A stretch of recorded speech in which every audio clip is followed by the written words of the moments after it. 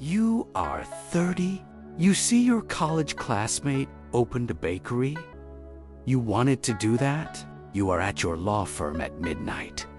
You like the post? You close your phone. You keep writing the contract.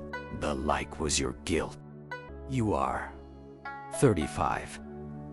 You moved to a new city, not because you hated the old one, because the old one had a person on every street who asked you what you do now, and you could not answer without hearing the other answer in your head. You are 40? You scrolled through your ex's profile for 40 minutes. He looks fine. You are fine. You are not missing him. You are giving the life you did not choose an annual physical, just to make sure it is still doing well without you. You are 25. You turned down the job abroad. Every time your current job disappoints you, you take out that offer and hold it like a piece of candy you will never unwrap. The offer is no longer an offer. It is a shrine. You are awake at 3 in the morning. You list 5 things that would be different if you had chosen the other path. Every one of them is right. Every one of them you invented from scratch. Why does the life you did not choose always seem like the one you should have chosen? Zhuangzi told a story about monkeys and chestnuts. It answers this question completely.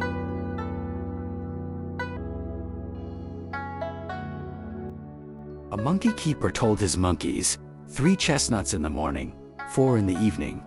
The monkeys raged. The keeper changed it. 4 in the morning, 3 in the evening. The monkeys were delighted. The total never changed. Only the arrangement. Your emotions flipped 180 degrees. Your current life and your unlived life are the same chestnuts. 3 in the morning, 4 in the evening. You put pain under a microscope. You put fantasy in a picture frame. Then you compare them and the fantasy wins. That is not a comparison. That is a crime scene where you are both the detective and the forger. Zhuangzi is not helping you choose better. He is showing you the question is made of air. You cannot be wrong about a choice that does not have a wrong answer. You are not choosing wrong. You are comparing a real life under a microscope to an imaginary life in a frame. The story is barely a paragraph. A monkey keeper, a group of monkeys, a handful of chestnuts, 2,500 years of readers trying to explain what it means. Zhuangzi did not explain. He just told the story and walked away. Here is what he left. The arrangement matters more than the amount. The monkeys are not stupid. You are the monkey. You have been raging about chestnuts that were always yours. There is another story. A woman named Liji was sent to marry a foreign king. She wept the entire journey. She thought her life was ending. Her family, her home, her world. Gone. She arrived at the palace. It was more beautiful than anything she had ever imagined. She spent the rest of her life in happiness she could not have predicted. She wept again, this time because she had wasted so many tears on a future that did not exist. The life you fear, the life you long for, you have lived neither of them. You are Liji, on the road, weeping about a palace you have never seen. Soren Kierkegaard, Copenhagen, 1844. He wrote an entire book about a pain that only exists when you have too many choices. He gave it a name. Anxiety, he said, is not fear. Fear has an object. You are afraid of the snake. You are afraid of the fall. Anxiety has no object. Its object is possibility itself. You stand at the edge of a cliff. You are not afraid of falling. You are afraid that you could choose to jump. Freedom itself becomes the weight. That is why the unchosen life follows you. Not because it is better, because it is possible. And possibility, when you have too much of it, becomes a ghost. He never read Zhuangzi, 2,000 years late.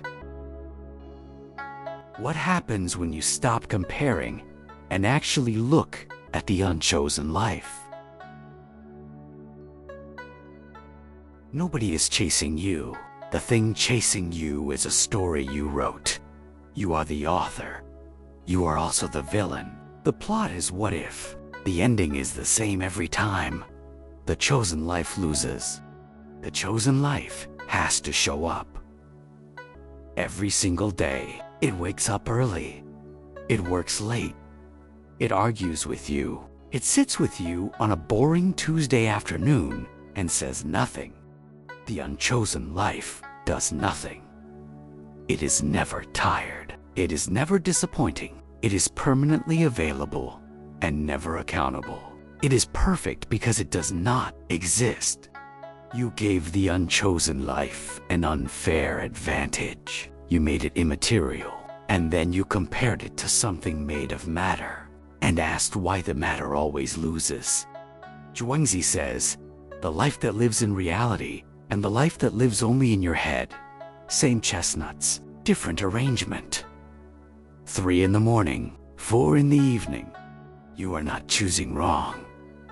You are the monkey keeper. You decide how the chestnuts are arranged. You have been giving the morning to the unlived life and the evening to the real one. Then, asking why the morning tastes better. The life you have. The life you did not pick. Same chestnuts. Same number. Same keeper. The only thing that needs to change is who is holding the ladle. The bakery. The city you left.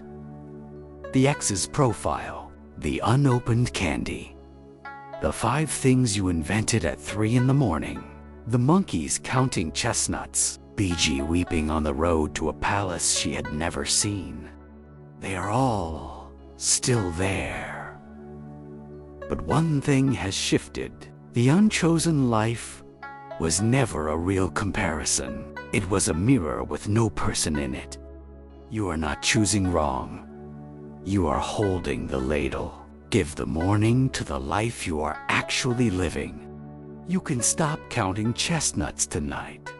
Zhuangzi dreamed he was a butterfly. When he woke, he did not know if he was a man who had dreamed of being a butterfly, or a butterfly dreaming it was a man. He never answered that question. Ask him the question you still cannot sleep with. The old books have been explaining this for 25 centuries.